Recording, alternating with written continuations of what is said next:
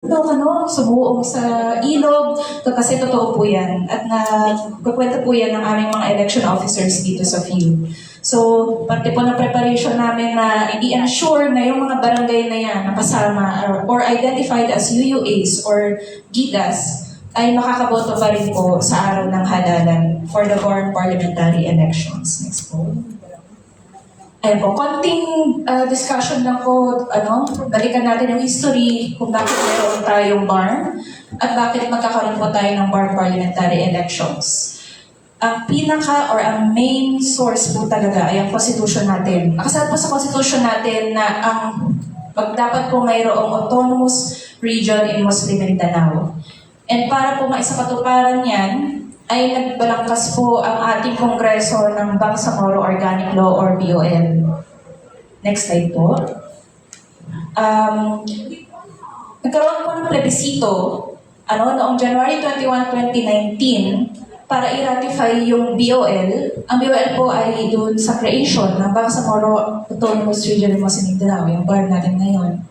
And karamihan po, or majority ng botante dito sa BARM ay nagsabi po ng yes sa creation ng BARM ngayon. Kabilang po dyan ang Cotabato City. Majority din po, sabi nila yes, gusto namin sumali, gusto namin ma-include sa BARM. Yun nga lang po, meron din naman nagsabi, majority po nag-no. Yun po ay sa Isabela City sa Basilan. So kahit po parte ng BARM ang probinsya ng Basilan, ang Isabela City po ay hindi po parte ng Basilan. Ay, hindi po parte ng BARM, sorry. Hindi po parte ng BARM. Next slide. Bukod po sa Isabela City, meron din pong isang probinsya na dati, nung una ay parte ng BARM, pero kalaunan ay hindi na po. Yun po ang probinsya ng Sulu. Nag-file po sila ng petition sa Supreme Court na sinasabi nila na kailangan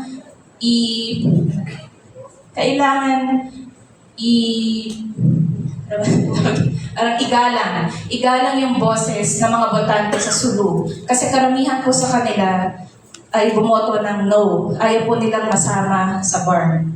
So ang desisyon po ng Supreme Court ay ang probinsya ng Sulu ay hindi na po bahagi ng Bangsamoro Region.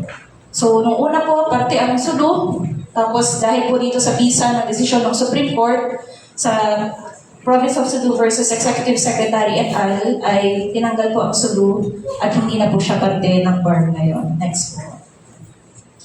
Meron din pong second part ng BOL plebiscite. Ito naman po ay galing sa petition na yung 67 barangays mula sa probinsya ng North Cotabato before ay gusto pong gustong maisali or maisama sa BARM. Pero out of those 67 barangays, 63 lang po yung nag-yes. Yung 63 barangays po na yun po yung tinatawag natin ngayon na Special Geographic Areas. Next slide. After po nagkaroon ulit ng plebisito, puro plebisito po. Pero nakikita kasi natin, ito yung history kung bakit may BARM, ito yung history bakit meron tayong mga ganitong lugar, kasama yung Sulu, nawala yung Sulu, nagkaroon ng plebisito sa SGA. Ayan. So, ito pong SGA plebiscites, para lang po ito sa creation ng 8 municipality doon sa lugar na yun. So, yung 63 barangays po ng SGA, ay hinati-hati po sa 8 municipalities. So, ngayon po, ang outcome po, ang resulta ng plebiscito dyan ay yes po. So, meron na po ay municipalities and barangays. Next po. Ito pong kaso na ito, or petition na ito, ay final po sa Supreme Court last year. Ito po yung naging basehan kung bakit po hindi natuloy ang ating election, ang BARM parliamentary elections last year. Sa kaso po na ito, yung mga petitioners po, ang gusto nila is ma-void at sabihin ng Supreme Court na unconstitutional yung Bangsamoro Autonomy Act number 77. Ang BAA 77 po ay yung reconstitution ng districts sa BARM.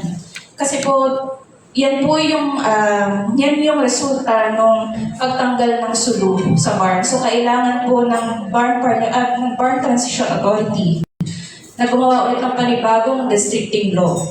So, inayos po nila yan. Wala na yung sunod sa bar, BAA number 77 na yan.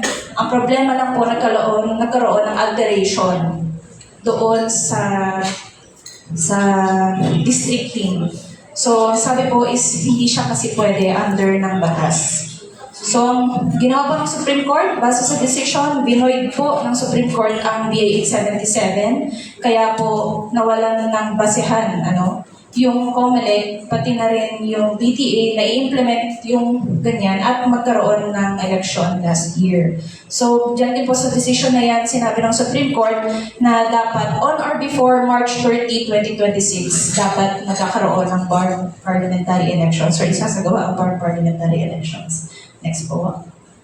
Ayun. Dito naman po sa Bangsamoro Electoral Code, ang Bangsamoro Electoral Code po ay ang BAA number 35. So yan po yung guidelines sa procedure, paano i-conduct yung ating parliamentary elections.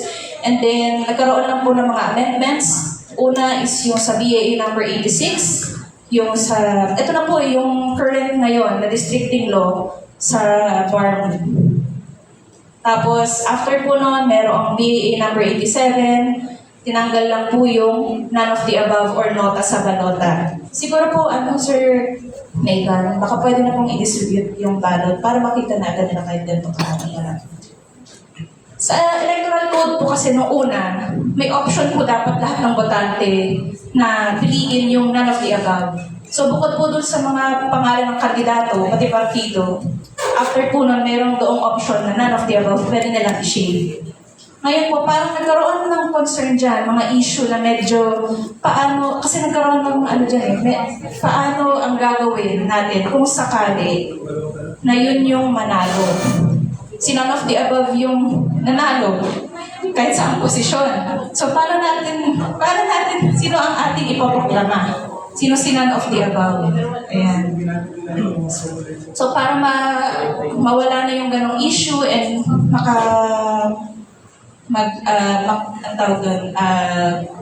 hindi na agad makakonfuse pa sa botante, tinanggal na lang din po yung option na none of the above sa balota.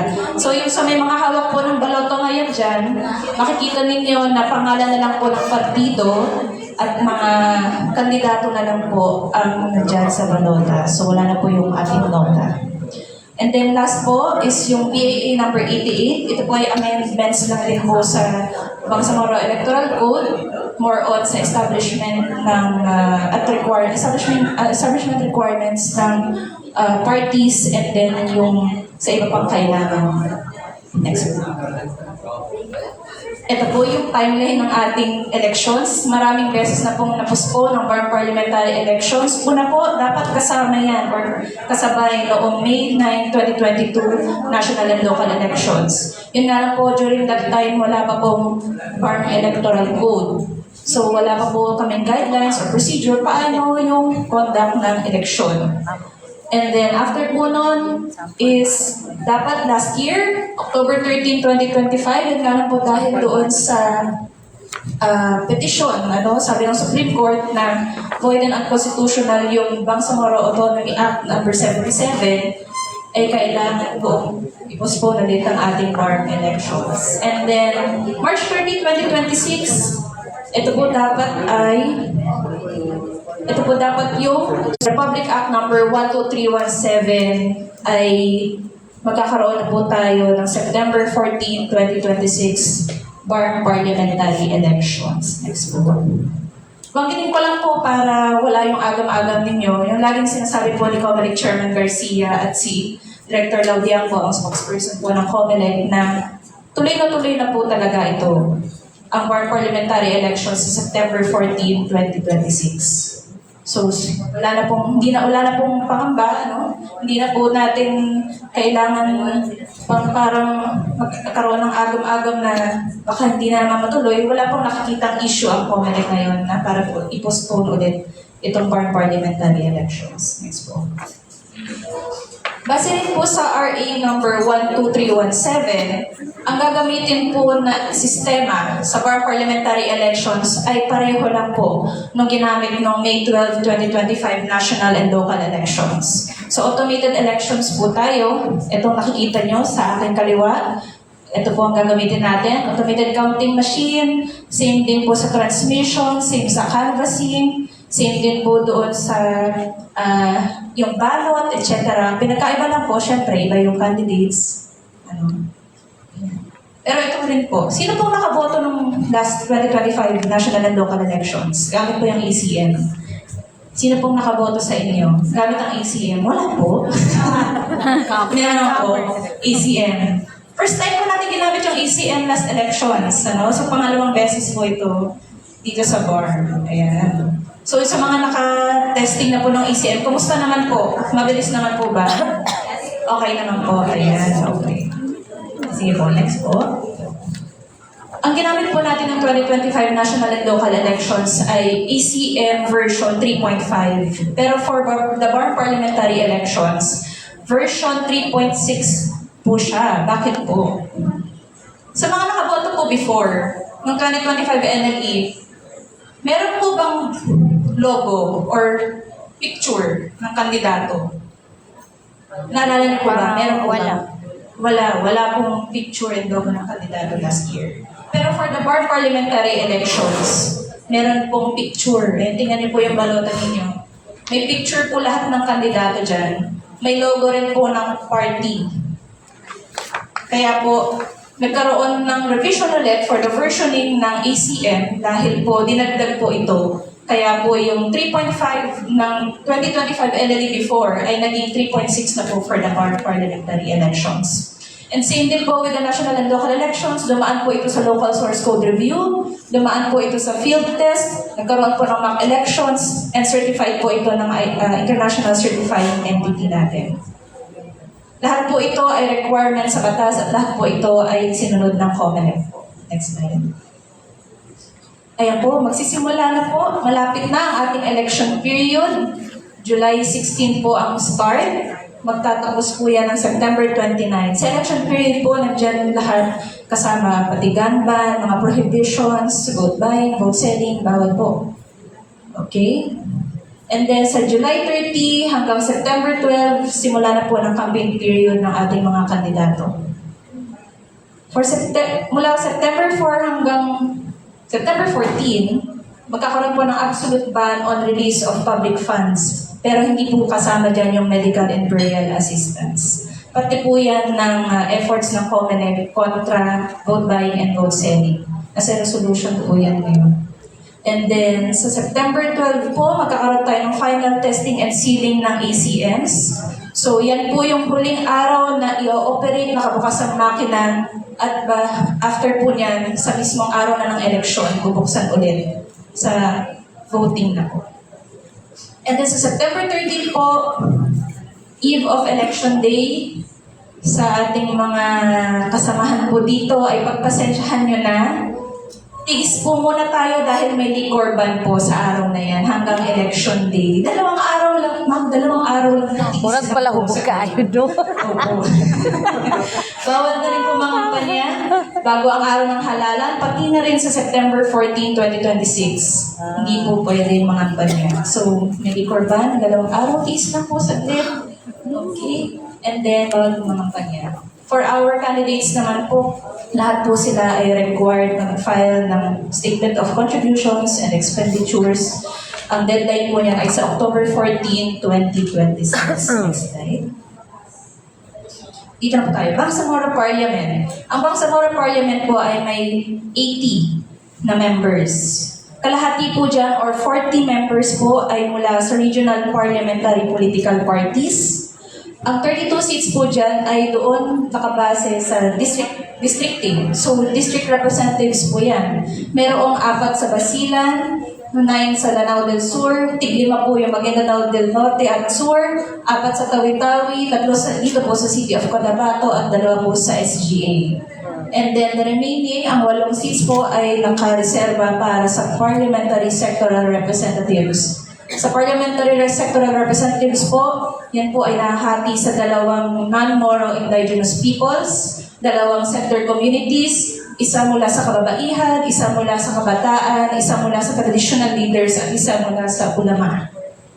Okay po? So yan po ang composition ng Bangsamoro Parliament. 8 po yan. Marami po. Okay, next slide.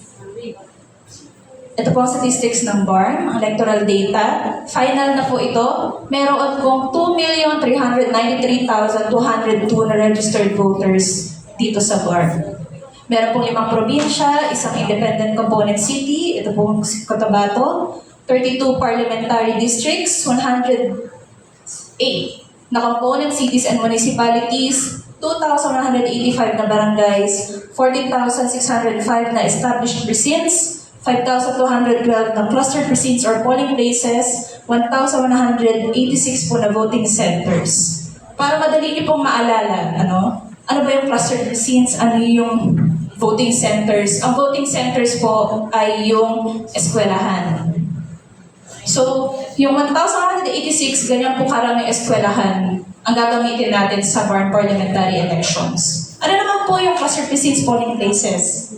Ganyan po karami yung i-deploy na automated counting machines ng COMELEC. 5,212 po. Bukod pa po doon yung mga contingency, na nandun sa, meron po tayong mga contingency pa na ECMs. Pero ito pong 5,212, yan po ang nakadeploy doon sa mismong mga rooms sa schools. So yun po yung polling places natin. Next slide. Ay, ito po, pabalik lang po sa div. And then, meron po tayong total number of campaigns na 145 po for all of the positions. But, this is subject pa rin po doon sa outcome ng mga petitions for disqualification, petition for cancellation ng COC, and of course, sa nuisance. Pero sa ngayon po, 145 po yung number ng kandidato natin. Next slide. Ayan, so same lang din po nung kanina, 40 na party representatives, 32 na district representatives, at 8 sa sectoral. And then, ayun po, ito ulit, pareho lang. District representative seats allocation. Next slide. Ayan po. For the 40 party representatives, ganito po yung allocation ng seats nila.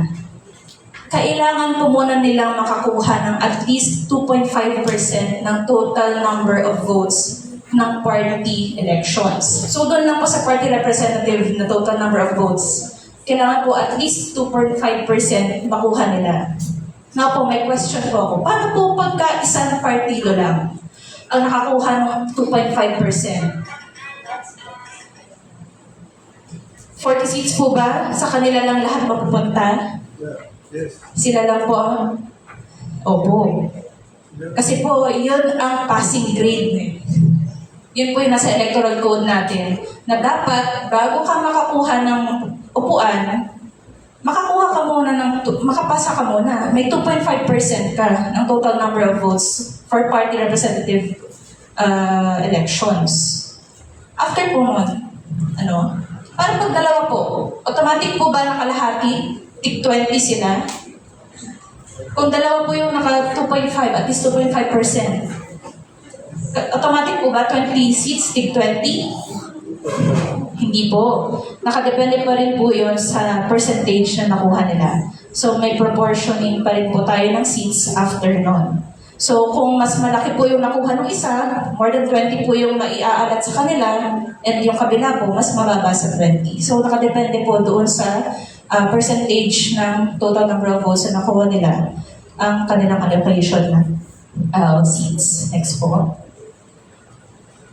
Dito po sa electoral code ng BARM, interesting siya.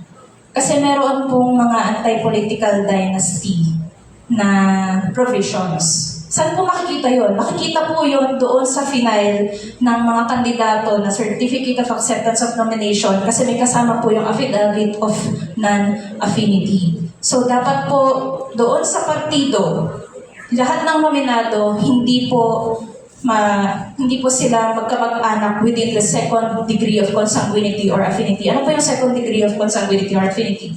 Ako po, kandidato, nanay, tatay ko, lolo, lola. Tapos dito po, anak,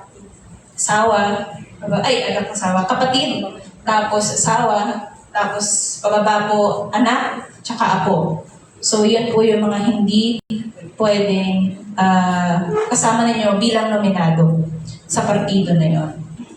And then, ganun din po sa parliamentary sectoral organizations, ano, meron din silang mga affidavit of non-affinity. Ito po sa anti-dynasty ay hindi po panibago. Kasi meron na po tayo doon sa SK Reform Law na sinasabi, ang SK chairperson or member, ang kandidato pala, hindi pwedeng tumakbo ang sino man for the position ng SK chairman or member ng Sangguniang Kabataan kung meron silang kamag-anak na within second civil degree of consanguinity or affinity doon sa barangay, municipality, probinsya, and national positions. Yun po. So, hindi na siya bago. Pero ang maganda po kasi dito sa BARB is meron pa rin, ano, pinagtibay yung electoral code ninyo. Next po. Aside po sa anti-political dynasty provisions dito sa BARB, ano, sa electoral code ninyo, maganda rin po na merong women representation sa BARB. Mandatory po na ang regional parliamentary political parties ay may 30%, at least 30% ng kanilang nominees ay women or kababaihan. So, yan po ay at least 12 na nominees. Kailangan po babae. Next po. Bukod po sa parties, ano, ang maganda rin po doon sa sectoral representatives ng BARB, meron pong isang reserved seat para sa kababaihan. So, ano man po ang mangyari, meron pa rin po para sa kababaihan na isang upuan. Next. Ayan po, naulit-ulit yung allocation of seats for the sectoral representatives na tribo sa kanilang assembly at sa mga inter-tribal regional conventions. So again po, for purposes of the BARB parliamentary elections ngayong 2026, hindi po pagbobotohan yung non-Moro indigenous peoples na dalawa. Kung mapapansin din po nyo dyan sa balota, hindi po sila kasama doon sa sectoral representatives na nakasulat dyan. Next po. Ayan, as summary lang po para malaman natin sinong pagbobotohan.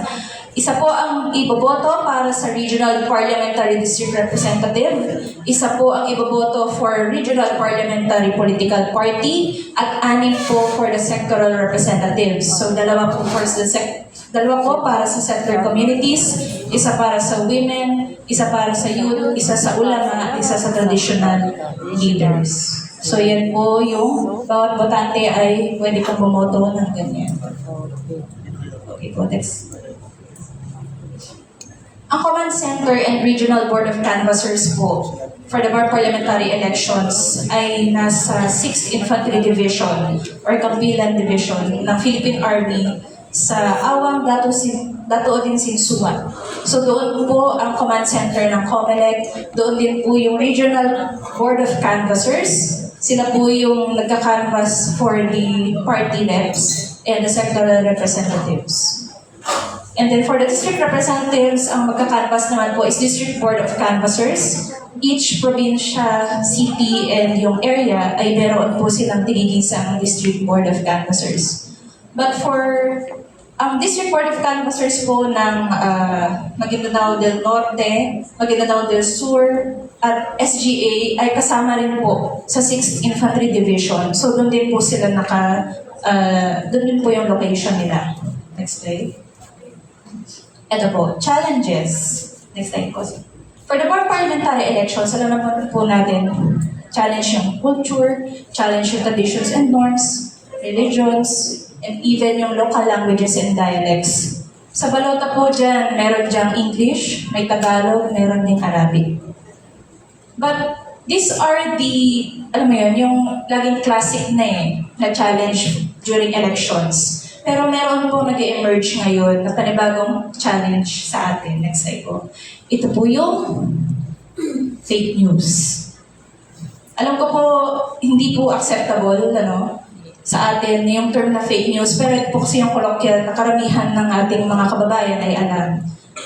So, bear with me po na yun muna ang gamitin nating term dito sa discussion, fake news. Noong 2025 NLE po, ang dami pong lumabas na fake news online. Kasi mas madali pong mag-propagate ng fake news online . Nagsabi doon na na-move yung elections ng May 10 instead na May 12. Meron ding nagsabi na postpone na yung elections. Ito po, meron, sample. Public advisory. Galing Comelec daw. Kung wala kang national ID, hindi ka makakaboto. Hindi po totoo yun. Hindi po requirement na magpakita ka ng kahit anong ID para makaboto ka. Pero ina-encourage po namin yung mga botante na magdala ka kahit pa paano ng ID in case merong mag-oppose sa'yo or magsabi na hindi naman yan dito bumoboto eh. Hindi naman botante yan dito. Or may mag-challenge ng iyong identity doon. Yun lang po ang ano. Pero for purposes ng voting, hindi po requirement yan. No? Hindi kailangan magpakita ng ID. Next po. Bukod po dyan, may nagsabi rin po, nagpapalabas kami ng mga fake news alert. Ayan. Sabi po doon, may bayad din yung pagpaparehistro. Sino pong registered voter dito? Lahat po ba tayo? Nagbayad po ba kayo? May binayaran po kayo? May photocopy ng ID? Pero yung mismong proseso ng pagpaparehistro, wala naman pong bayad yun. And tayo po yung saksi doon. Kasi personal naman natin, tayo, batante tayo lahat. And then, ito po, hindi ko po alam kung kilala niya to, nga nandito, sa bandang kanan. Hindi ko na po, ayun po, magaling daw po. Pero hindi ko na po babanggitin kung sino. Kilala niya po siya. Siya po kasi nagsabi na connected na daw sa internet. Itong ECM natin, kahit bago pa magsimula ang botohan. Hindi po totoo yun. Kasi ang sa Comelec rules po, pagkatapos lang pong ma-close yung voting, after ma-print yung election returns, at the point of transmission, doon pa lang po isasampak yung device natin or yung internet natin. Ngayon po, may ongoing case po kami dyan sa Regional Trial Court. Sinampahan po siya ng kaso. Sinampahan po namin, ang kaso po niya ay unlawful publication na under ng Revised Penal Code, Article 154, in relation po sa Cybercrime Prevention Act. So, 1 degree higher po yung kanyang penalty in case na siya ay makitang or hatulan ng guilt. Next po. Ito po pag-usapan natin, myth versus fact. Ayan po, ulit. Sabi, connected ang internet sa ACM kahit bago pa or even during the voting hours. Fact check, hindi po totoo yun. Matatry po natin ngayon. Wala, hindi po ito nakasalpak sa internet. Ang connected lang po ay yung outlet kasi hindi po namin madala yung baterya. Bawal po sa eroplano. Naka-connect lang po siya sa internet ngayon. Pero wala pong, hindi po siya, sorry. Hindi siya naka-connect sa internet. Naka-connect lang siya sa power, sa electricity power source, sa outlet. Ayan. So, makikita niyo po mamaya, makakaboto kayo kahit hindi naka-connect sa internet yan. Ayan. Next po.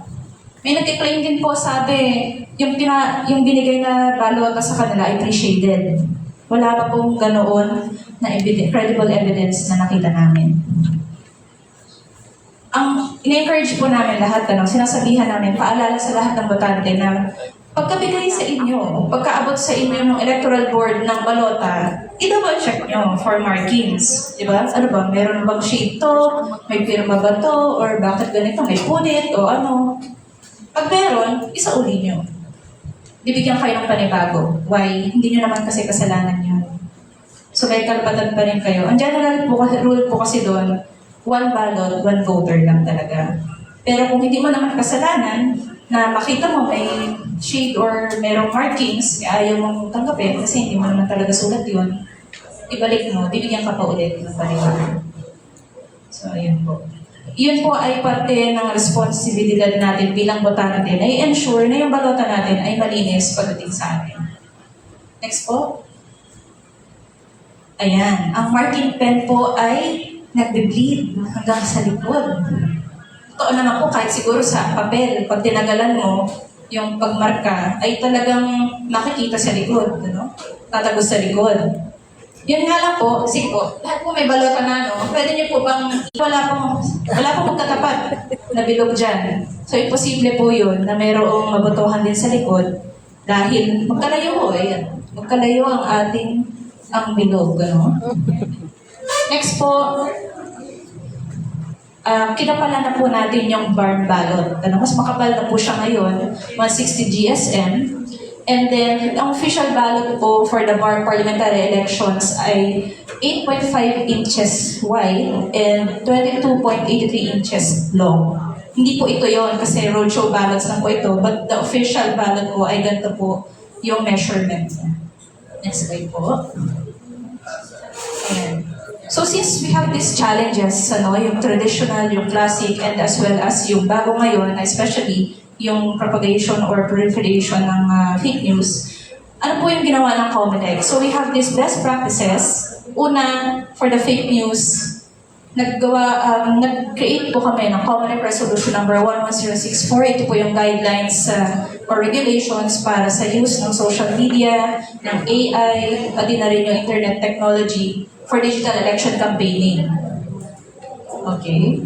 And then, karoon po ng prohibition and punishment para sa misuse for the propagation or proliferation of disinformation and disinformation in elections. Dito po sa 11064, meron pong, ang Comelec po ay merong digital election campaign oversight. Dito rin po yung implementation, dito rin po kami nagpaparegister ng social media accounts ng candidates na kailangan nila, gagamitin nila for campaigning online. And next po. For the BAR parliamentary elections, ito po yung Comelec resolution na ina-adapt yung una po na 11064 or yung guidelines sa social media use.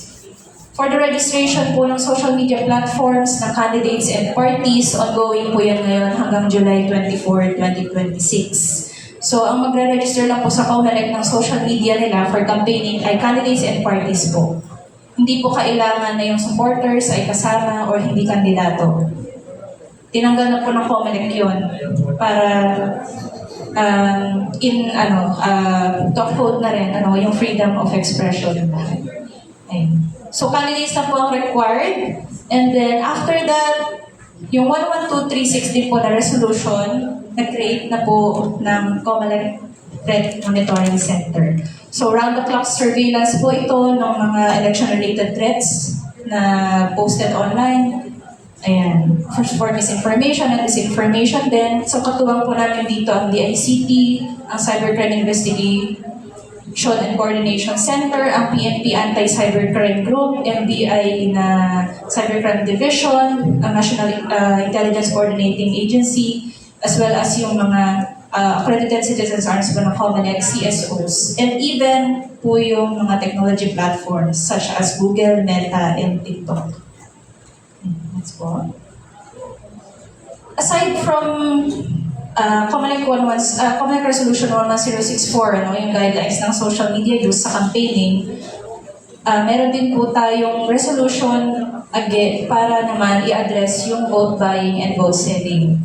So, for the BAR parliamentary elections, inadapt po yung, ito po, 11228, inadapt po yung resolution before na Comelec during the 2025 NFE, So, in-empower na bawat pa rin po ang vote buying, vote selling, and abuse of state resources for the BAR parliamentary elections. If ever po na meron kayong nakita ganyan, pwede niyo po isumbong. May committee po ang Comelec dyan. Committee on Kontrabigay.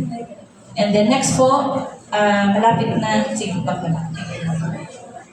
Meron din po committee ang Comelec for Environmentally Sustainable Elections. Ito po yung paggamit ng environment-friendly na campaign materials.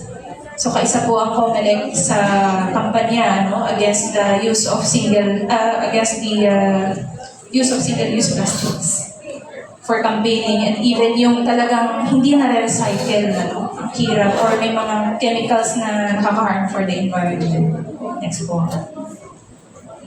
Ayan, na-update ko na po sa status ng activities. So for the ACM kits, external batteries, and even yung CCS, yung Consolidated Canvassing System and laptops po na gagamitin for the BAR, ay 100% delivered na po. Tapos na rin po ang hardware acceptance test ng lahat ng automated election system na gagamitin. Next po. Ayan. Dinispose na rin po ng Comelec ang hindi po magamit na official ballots na dapat gagamitin po last year. Kasi po hindi naman po natin talaga magagamit na yan ngayon dahil iba na po yung candidates natin. So, Ginawa po yan noong June 13, 2026 sa Binyan, Laguna. So lahat po yan ay disposed na po properly. Next po. Nagtapos na rin po yung Data Center 3 walkthrough natin. Yung Data Center 3 po ay doon po yung nakalagak yung transparency servers. Transparency servers ng dominant majority party, dominant minority party, for the PPCRP, NAMFREL, and of course the media server. Diyan po nakalagak yan. Hindi po additional na server ang Data Center 3. Yan po ay lugar lang. Venue lang po yan na doon nakalagay yung servers po. Transparency servers nung lima po, including yung sa inyo for the media server. So tapos na rin po yan. And then yung printing activities ng Ballot Production Committee, next slide po. Tapos na po 100% roadshow ballots, ito po yung gamit natin ngayon. And then yung training ballots also ay tapos na rin po 100%. For the training po yan ng electoral boards and pesos. But for purposes po ng official ballot printing, if hindi po ako nagkakamali, bukas na po ang start ng official ballot printing for the parliamentary elections. Yan. So magkakaroon po ng live stream. May live stream yun, Sir Jel, no? May live stream po yun. Pwede niyo po mapanood sa Comelec Facebook page. Next po. Ayan, for the FTS ballots or yung final testing and sealing, for complete na rin po, and yung simulation exercise na tinapos noong June 27 or yung sinagawa ng June 27, of course, tapos na rin po yung printing ng ballots. Next po. Ayan, test fit ng BIS is 100% complete na po. Kung di po ako nagkakamali, nag-start po ang BIS printing o yung voter information sheet natin ng printing noong July 6. Kailan yung July 6? Monday. Ayan. So ongoing po yung printing ng voter information sheet natin. Hindi ko po alam, sige po, next slide nga po. Tingnan natin kung meron. Wala pa. Sige. Pakita ko na lang. Tapos na rin po yung sa ating mga voters list. And then ito po ay dapat expected. Tapos na to. Yung EDCBL natin. Next po. Ayan. Meron pa po pala. Makikita nyo dito. Yung voter information sheet po natin, lahat ng botante dito sa BARM ay makakatanggap po. Ano pong nilalaman ng voter information sheet natin? Ando po yung pangalan ng botante, ando yung tirahan ng botante, presinto kung saan siya boboto, pati na rin yung lugar kung saan siya boboto. So, nandiyan na po yung information na yan. Kasama po yung mga paalala, yung mga information na about sa elections, mga paalala, paano yung hakbang sa pagboto. Ayan, ano pa? Yung paraan ng pagboto. Bukod po dyan, meron din po kasama yan na listahan ng lahat ng kandidato. So, makikita na po nila doon sino-sino ba yung pagbotohan nila sa araw ng election. And then, at the same time, pwede na po nila itong dalhin, on election day, na on election day, as parang hindi na sila malito, titignan na lang nila yung VIS. Ano ba yung presinto ko, saan ba ako boboto? Hindi na po sila nagtatanong pagdating doon. And even yung sa candidates, pwede po kasi magdala ng kodigo on election day. Pwede po yun. Basta kodigo ninyo, hindi kodigo na nakuha nyo lang po. Sarili ninyo yung kodigo. So pwede na po yung VIS doon dahil meron na po yung listahan ng mga kandidato. Next po. Upcoming events po ng Comelec. Sa June, ay tapos na po ito, simulation exercise, 100% successful po.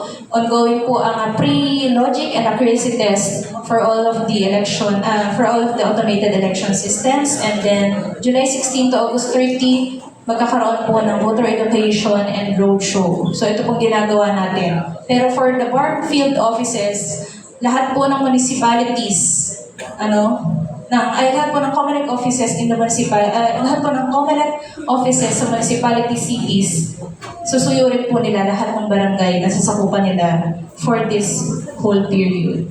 And then sa July 2 to August 31, going na po ang deployment ng ating mga peripherals, equipments kasama ang ACM. Next po. September 8 to 21, start na po yung operations ng command center sa 16th Infantry Division, dun po sa Midato din Sinsuan.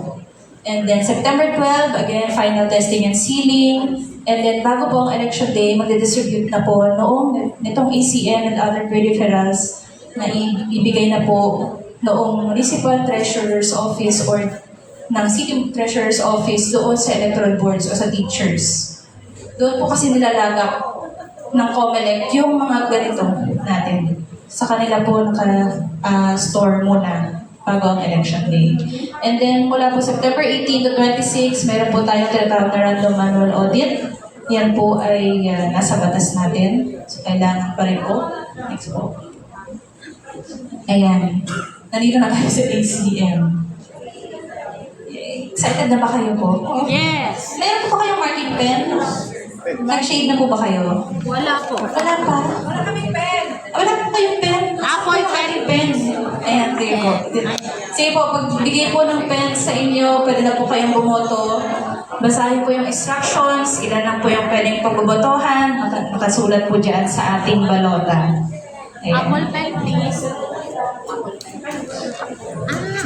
Sige ma'am, next slide po. Ganito rin ang gamitin. Habang bumoboto po kayo, nag-shade kayo kung sino yung gusto nyong kandidato dyan. Lahat po yan ay mga fictional names lang po, fictitious names lang po yan. Hindi po yan actual na mga kandidato. So habang bumoboto po kayo, banggitin ko lang po ano yung salient features or yung parang transparency measure na meron ng ACM natin. Una, yung voter seat or yung voter verifiable paper audit trail.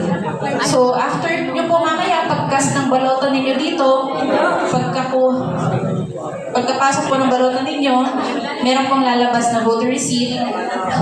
So yun po ay salient features ng Kung sino ang gwapo, pinipili ko ang gwapo. Bukod po dun sa VVPAT or yung voter receipt na matatanggap nyo mamaya, lalabas lang po sa screen ng ECM yung ballot image, yung mismong balota ninyo. Makikita nyo rin po sa screen. So mamaya po, pag boboto kayo dito, pwede nyo pong scroll, pwede po kayo mag-scroll sa screen. Ano po? Opo, pero for roadshow lang po, meron lang pong display. Okay lang naman po. For purposes of this po, pero sa election day, hindi po pwede yan. Bawal po. Ayan po. Next, sige po. After closing ng polls naman, ito, pwede pong mascan yung election returns natin kasi meron silang QR code. Pakita ko lang po sa inyo. Pero ito po ay yung sa voter receipt. Meron pong sakto, meron pong QR code na pwede ninyong scan. So, itry nyo po mamaya, iscan nyo yung QR code ninyo. Testingin natin kung ano ba yung lalabas. Next po. Aside po from that, meron din pong ballot review. Pero after po ito na closing ng polls, ballot review, and then next po, hindi na po nakasama doon, pero meron din pong VVPAT review na isa pa. So marami pong salient features, and especially, actually hindi nga salient yung sinasabi ko, mas okay na transparency measures talaga siya. Ayan. So after ng voting, yung transmission po is sabay-sabay pa rin. Simultaneous, sabi nga po ng chairman ay sent to all sa lahat ng servers.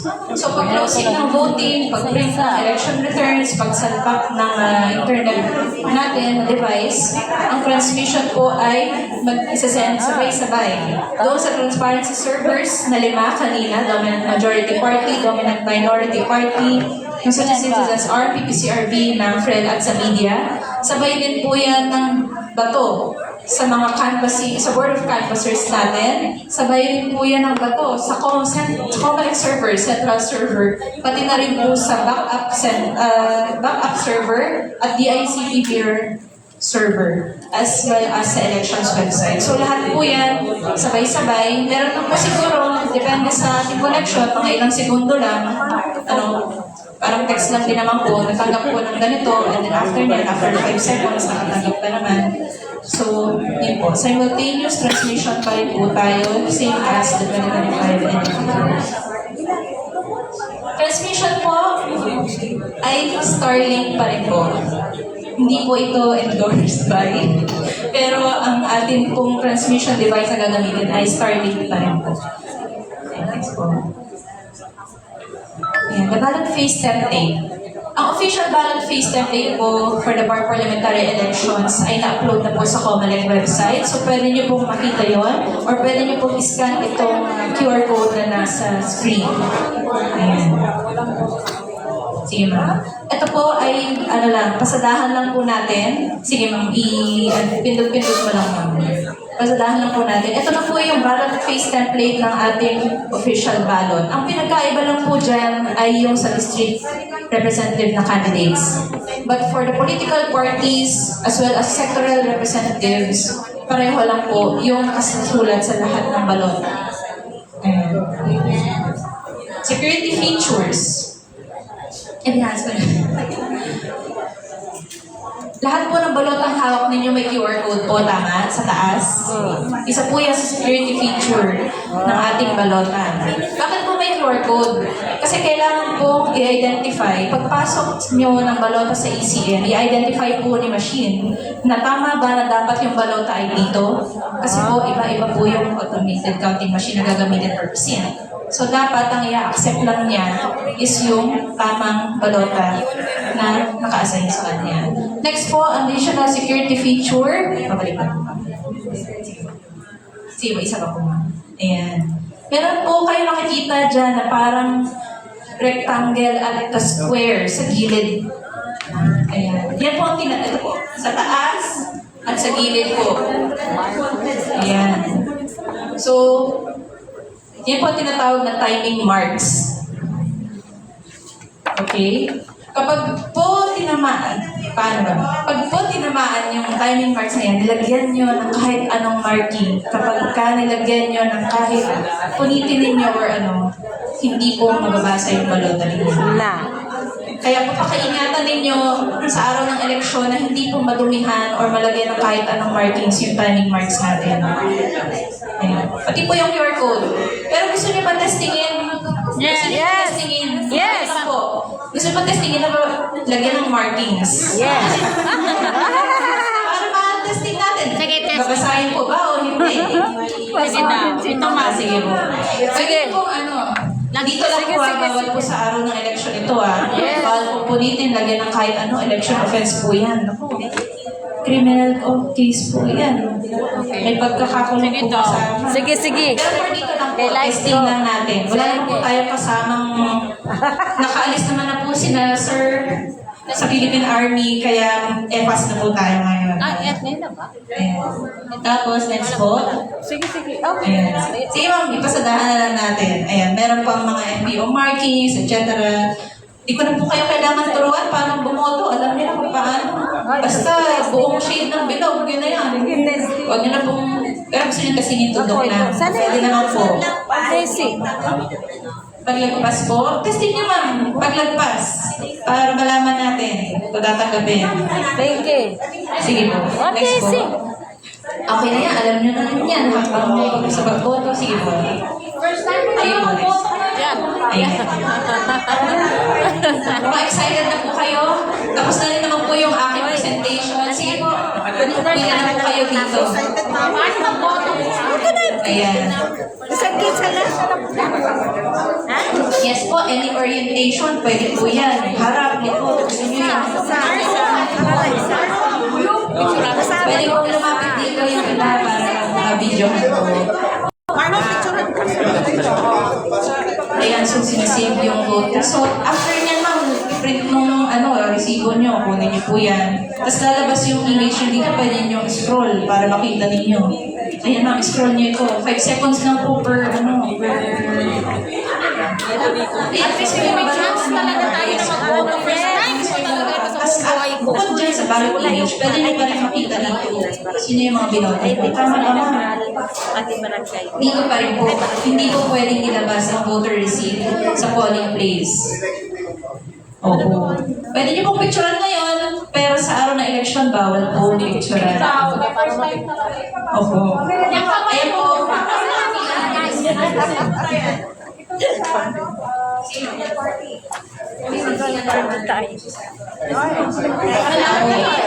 Ano po, pwedeng yung taas, pwedeng itong sa baba po. May ginawa po ba kayong hindi po karapat-dapat or tama po ang pag-vote? 5 seconds po yung sa reading po. Sa ngayon po, medyo mabagal po ito kasi sa roadshow pa lang po. Pero on election day, mabilis na po yung meeting natin. Eh po, Yan ba talaga yung balota ninyo? 5 seconds per ano lang po, mabilis lang. Pero pwede nyo pa botante, hindi po pwedeng, wala po, as part ng karapatan nyo sa ballot secrecy, hindi po pwedeng lagyan ng pangalan ng botante sa balota. Secret po, yes po yan po yun. Ma'am, pwede niyo po bang i-explain sa amin yung mga binoto niyo? Eto, I have here, kasi sabi niyo, ma'am, wag na wag itong time marks na yan. So I tried, okay? And then, iniiba-iba ko yung pag-shade, okay? Ito yung shade ko nung una, tama yan. Tapos iniba ko dito. Ako. Tapos, eto rin. Okay? So half, tapos ganun lang. And then, tundok lang. Eh, makikita natin na tundok lang din. Eh, tundok lang din. Pero ang mahalaga po dyan ay nilagyan niyo ng timing marks, ng marking itong timing marks. Ma'am, may suggestion ko sa inyo. Ilagyan mo na rin ang naman ng time mark. Sige, try po. Dagdagan po natin. Try po natin. Connecta.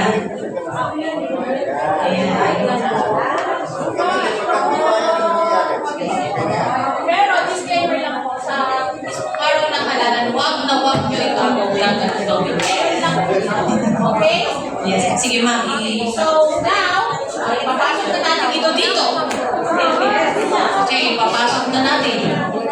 Okay, ang susunod na mangyayari ngayon ay abangan natin dito sa ating screen kung ano ang lalabas. Okay? Nagsasabi siya dito na saving home result. Okay? Generating. Ang bilis niya. Ang bilis. Ngayon mga kasama. Ngayon, hawak ko na ngayon. Hawak ko na ang bit. At hawak ko na ngayon ang resulta. Okay. At i-scroll natin ito para makita natin na tama ang ating ibinoto. At ang bilis talaga niya. Hindi ko nakita. At please insert the ballot. Pero pwede niyo pa rin pong i-double check dyan sa inyong resibo. Tama po ba, ma'am? Okay. So, di ba, ano ako? Kunwari, matigas ang ulo ko kasi nag-shade ako ng iba, tapos nilagyan ko. Ang result ba, binasa pa rin ba ng machine? Ang sagot, binasa niya. Parang wala naman. Wala na pong laman sa likod, guys. Dito na. Sabihin mo, yung pinundukan nilang nabasa. Yes. So, dapat, So, iwasan natin lang ito. Kapag ito, shade na lang ng buko. sa mismong araw ng halalan, tama ang gawin ninyo ay shade na lang ng buo yung bilog dahil wala naman pong mawawala sa inyo. Okay? Yes. First time mo pumunta sa tanang buhay. Gusto niyo kunin natin, Sir Jen? I-ano natin. I-retrieve lang po natin yung balota ni ma'am. Tapos natin ito. Ikukumpara ko I-ano po natin. Huwag niyo pong i-shade. I-shade. Makikita pala.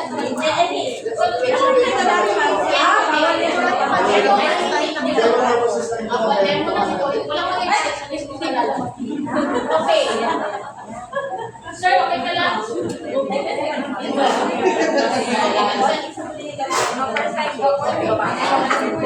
Ngayon pa pakita natin mga kasama. First na nagboto talaga.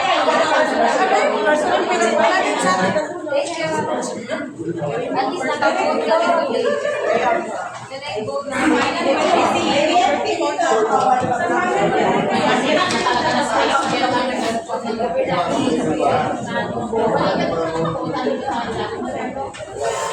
Sige po, ano na lang. Mamaya tuloy po muna natin yung ating pag-boto. Pero nandito po ang ating vote receipt. Eh, sige po. Sige po. Sino po yung next? Ikaw na. Ikaw na ako. May muna kasi dalawang siya sa political. So ma'am, ang chinada niyo sa political party ay dalawa. Pero ang kailangan po ay isa lang. Sige po, tingnan natin ano yung magiging resulta sa resibo. Bakit tahimik sila?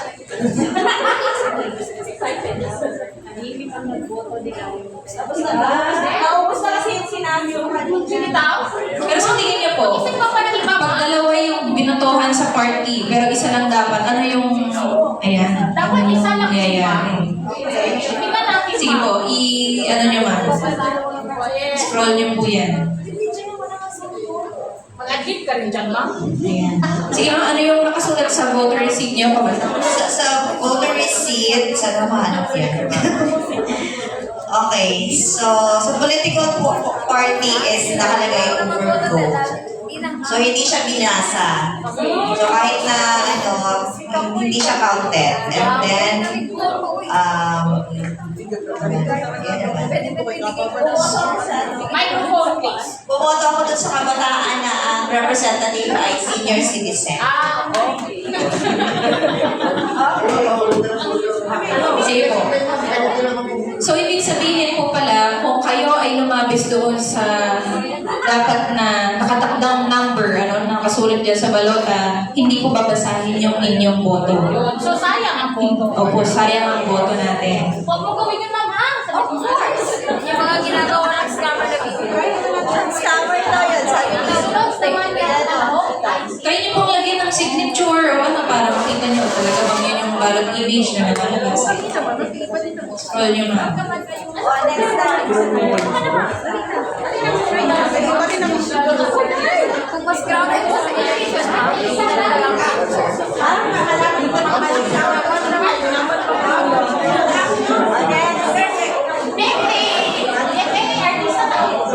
Kasi natin sa pelikula. Kaya nga po sinasabi natin sa may dala na kayo po. Para natin sigurado na kayo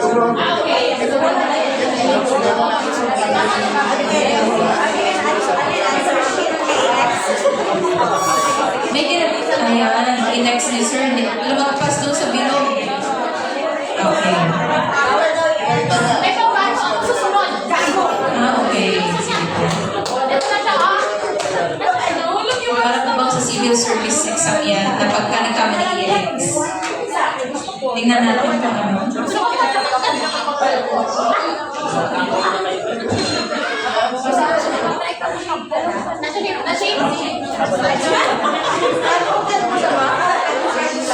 I-scroll niyo muna. Makita natin. Yan ba talaga? Yung kabila po, sa kabila. Yan ba talaga yung balota ninyo? Ayun! X talaga. May X eh. Okay. Saan po yan? Nasa sectoral. Nag-overvote po kasi, kahit po lagyan nyo ng X yun, shading pa rin po yun. Consider shading. Hindi pa rin. Wala pa rin po. Valid pa rin yung balota.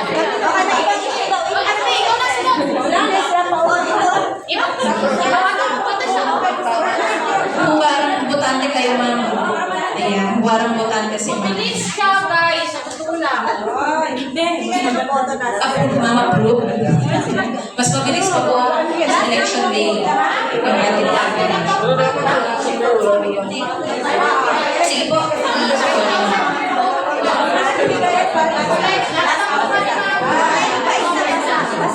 Opo, tama. Oh, yes. Opo.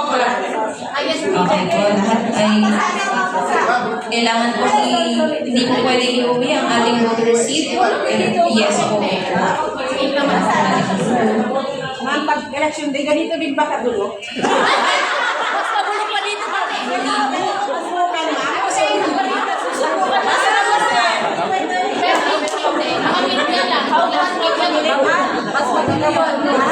Hindi po pwede meron nakatingin sa screen habang merong naglalagay ng balon.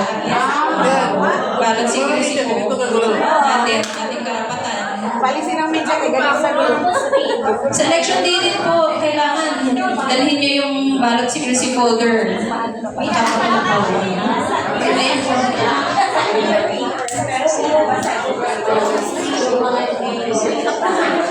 Lamig? Hindi ka nila lamig? Lamig?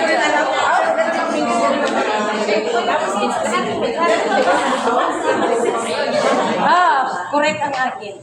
Kung sobrang basa po, mukhang ano naman, kasi mabilis po yung kain ng papel natin dito sa machine. So, malaki po yung chance na mag-ulit talaga siya. At hindi po okay.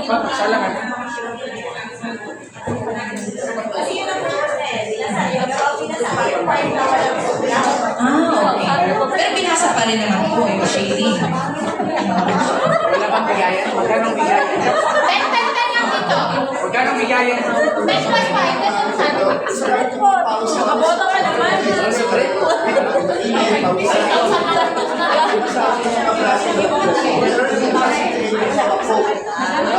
Nahuli ako.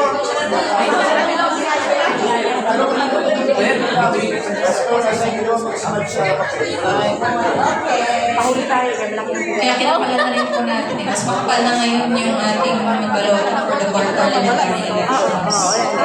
Kaya magpahuli ako, malaking bigay. Meron po ba nag-testing dyan na pinulit yung ating balota?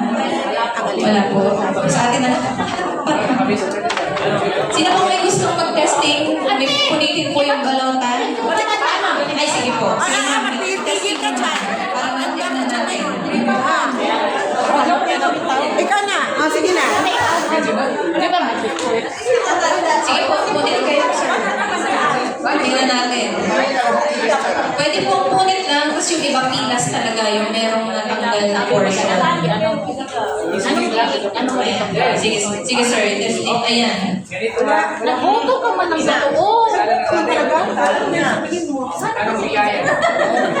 Para malaman natin kung kainin niya. Okay, sige, tama. Bawal yan, sir.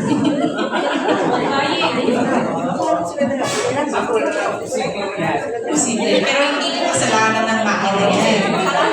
Opo. Opo yun. Ano sir, binasa? Bilis. JB. Sa akin, mabilis. Yung positive generating ka kung receive. Oh, ayan po. Sabihin binasa. Kahit may punit. Resibo talaga na. Ano ba yun? 10,000. Pero ang punit po kasi ni sir ay kakapiranggot lang. Ito lang po yung napila sa kanya. Sige, ano po? Ayan, ayan kayo. Ay, mama, Kung gusto niyo po i-try na talagang tanggal yung ano, ganyan. Hindi po sinasadya na punit.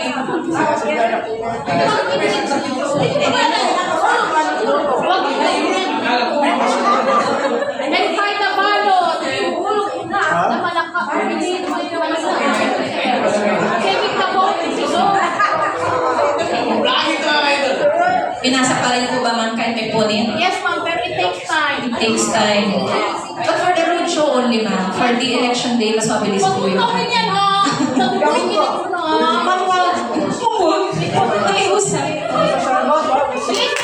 Bilis kayo. Ayan. Sige, ma'am, kunin niyo po yung... Tapos scroll niyo itong ano, para makita niyo yung balota ninyo. Scroll niyo po. Pwede niyo ngayon na yan. Baka matakot, hindi na nakakagat. Wait, insert the balot at the next time naman. Next time ito, tingnan mo. Tingnan natin yung voter receipt mo. Binasa po ba? Tama po ba? Ang ano?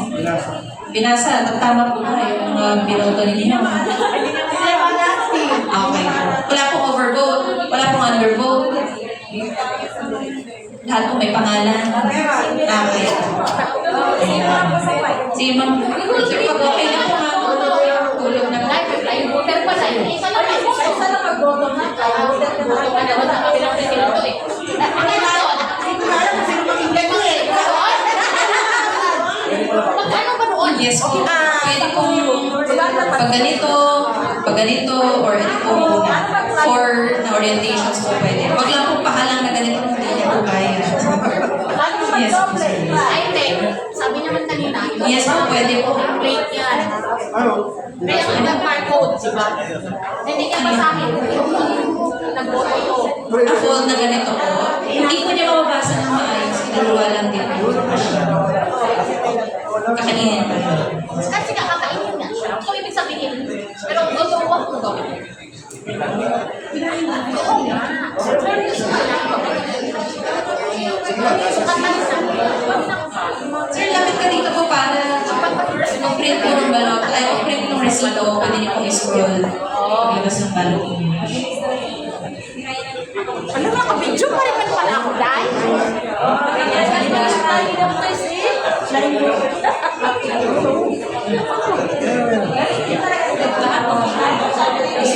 si Sir na. Wala nga.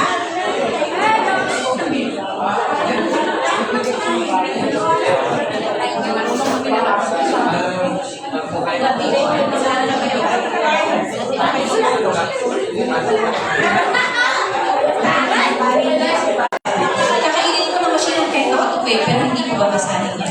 Pwede ko mag-cause ng jam din, kasi hindi ko yung paano orientation para yung saan pasok yung ano ito. Pero testing naman natin, kasi nakatupi ko yung paano ko babasahin.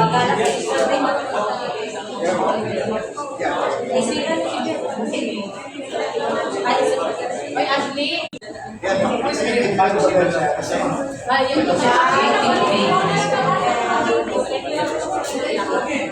Saving vote result. No, no.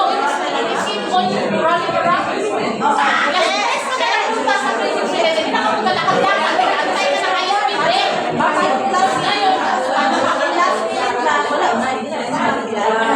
Ngayon, close lang. Sige,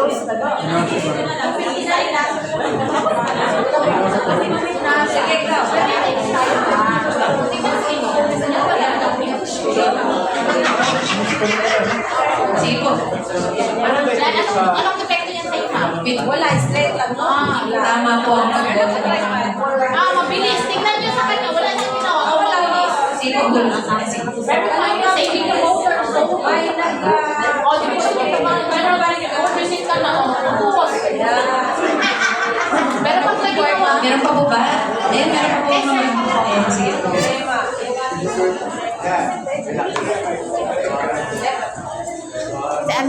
Ante, alam mo ba? 2021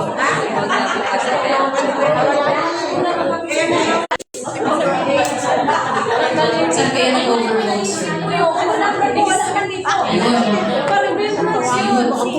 Kaya nakalimutan, sayang. Si Janet daw hindi ko nakuha. Dalawa po yung overvote. Tama naman po, yun po talaga yung in-overvote ninyo. Yung dalawang posisyon po.